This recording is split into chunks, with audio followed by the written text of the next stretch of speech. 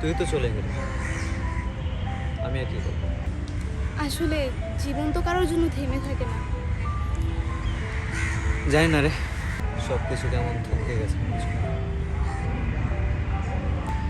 আচ্ছা, আজকে না কলেজে নারী দিবসের প্রোগ্রাম, তুই গেলি না? আর নারী দিবস, এই জেন্ডার ইকুয়ালিটির নামে মঞ্চের মধ্যেই যত বড় বড় কথা, কিন্তু ওরা তো আসলে এটা মনে করে যে নারীদের শক্তি কম, মাথায় বুদ্ধি কম, পোশাকে কাপড় কম।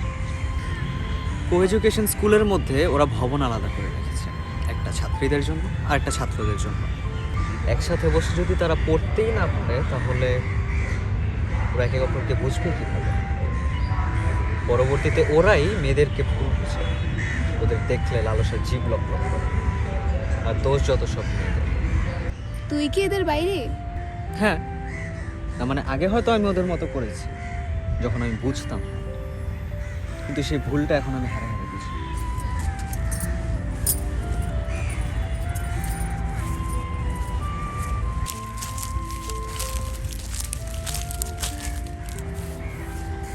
তুই তো তাহলে এখন অনেক কিছুই বুঝিস। আচ্ছা, আমার কেসটার কি খবর রে? কেস চলছে মন্থর গতিতে, কয়েকজন অ্যাক্টিভিস্টের সাথে কথা বললাম, যা বুঝলাম আমাদের আদালতেও থাকতে হবে, মাঠেও থাকতে হবে। জানিস তো আমি এখন একেবারে স্বাধীন মতো চলি, নিজের মতো চলি।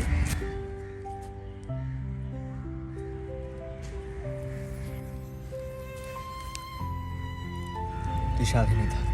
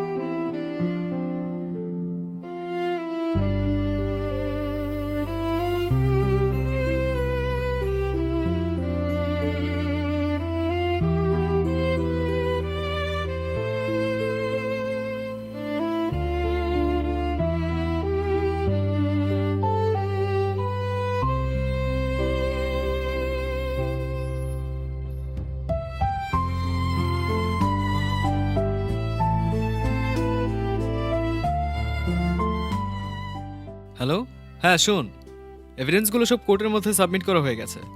কাল থেকেই হয়তো আকাশটা পরিষ্কার হবে। কেসের বিচারটা আর কোনো ফাইলবন্দি স্বপ্ন না, এখন সেটা বাস্তব হতে চলেছে।